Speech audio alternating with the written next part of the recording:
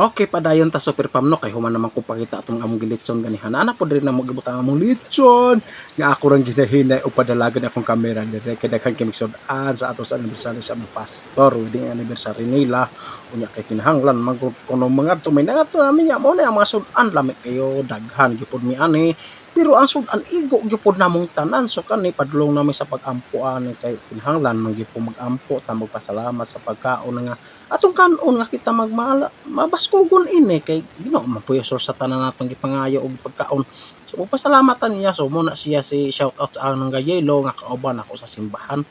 O di ra ta mosulting si UAB na siya. Ang uban na diha galing kuray kay human naman ang serbisyo niya. Nagkulat na lagi kaon lagi kay mo man gyud ni ato ang main event gyud.